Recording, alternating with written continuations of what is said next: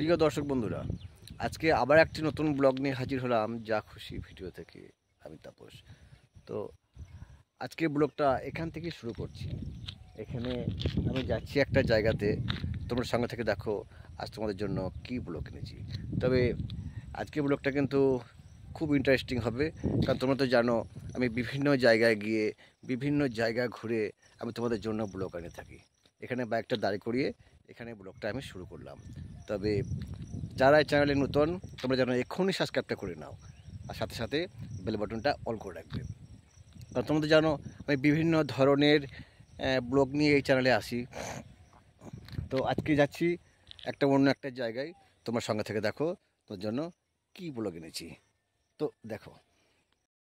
তো বন্ধুরা, দেখতে পাচ্ছ ওই দূরে দেখা যায় শুধু তাল গাছ আর তাল গাছ, আর মাঝে ফাঁকে এই সোনালি ধান ক্ষেত। তো আমরা বীরভূমবাসী, আমাদের ধারে পাশে এখানে কিন্তু প্রচুর পরিমাণে তাল গাছ দেখতে পাওয়া যায়। দেখতে পাচ্ছ, যেদিকে তাকাচ্ছি শুধু বড় বড় তাল গাছ, আর থাকে প্রচুর পরিমাণে তাল। তো এটা তালের সিজন নয়, আমি এখন, এটা তো ধান ওঠার সিজন। তো দেখতে পাচ্ছি এখানে ধান পেকে রয়েছে। দেখতে পাচ্ছ, যেদিকে তাকাবে শুধু তাল আর খেজুর নিয়ে আমাদের এই দেশ।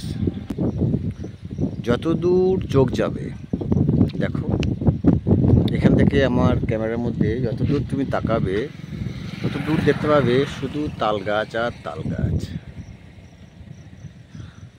আর মাঝে মাঝে কিন্তু থাকে খেজুর গাছ। এই দুটো কিন্তু আমাদের এই লোকালিটিতে প্রচণ্ড পরিমাণে দেখতে পাওয়া যায়। তো এখান থেকে ব্লগটা শুরু করছি। দেখি আজকে কোথায় যাচ্ছি, তোমরা সঙ্গে থাকো। এই সবুজ সোনালি ধান, এটা দেখতে তো আমার খুব ভালো লাগে, তাই কিছুক্ষণ দাঁড়িয়ে গেলাম। এই সময় ধান পেকে ওঠে, দেখতে পাচ্ছ ধানের শীষগুলো কেমন নড়াচড়া করছে হাওয়াতে।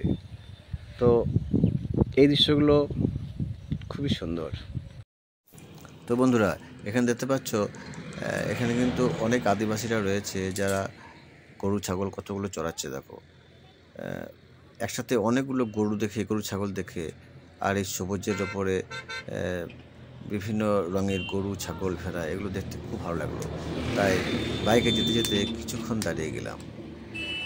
তোমরা তো জানো আমার আদিবাসী বন্ধুরা খুব প্রিয়, তাই ওদের ওদের জীবনযাপন আমাদেরকে খুব ভালো লাগে, কারণ ওরা এত সহজভাবে জীবনযাপন করে।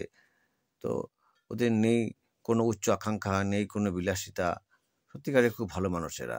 তাই এদেরকে আমার খুব বড় ভালো লাগে। তাই যেখানে দেখি যে আদিবাসীরা রয়েছে সেখানে আমি একটু দাঁড়িয়ে যাই, কারণ ওদেরকে আমার খুব প্রিয় মানুষ। আর দেখতে পাচ্ছ কতগুলো গরু ছাগল ভেড়া চড়াচ্ছে, এটা দেখলাম কিছুক্ষণ ধরে। আর এই যেন আমাদের তো মনে পড়ে যায় সেই বৃন্দাবন, মনে হয় যেন সেই বংশীধারী কৃষ্ণ কোথায় যেন আছে, কোথাও যেন সেই বংশীধারী শ্রীকৃষ্ণ বাঁশি নিয়ে বসে আছে, হাঁকা চাকা তাকিয়ে বেড়ায় সেই গোপীনাথকে, সেই আমার প্রভুকে, ভগবান শ্রীকৃষ্ণকে। এতটুকু বন্ধুরা, যেসব ধানগুলো মাঠে পড়ে গেছে সেসবগুলো চাষিরা আবার এগুলোকে ভালো করে ধানটাকে তুলে তারপর এগুলোকে বেঁধে রেখেছে। এসব ধান কিন্তু সব পড়ে গেছে মাঠে। কি যে বড় সমস্যা, একটু যদি জোড়া মাটি বেশি দেওয়া হয় আর সাথে যদি একটু ঝড় বৃষ্টি হয়ে যায় তাহলে ধানগুলো সব শুয়ে যায়। এগুলো এমন এই ধানগুলো মনে হয় হবে না, কারণ ধানগুলো শুয়ে গেছে। তবুও মানুষের তো চেষ্টা শেষ নেই। তাই দেখুন সব ধানগুলোকে 4-5টা ঝাড় মিলিয়ে এক থেকে বেঁধে গেছে। তো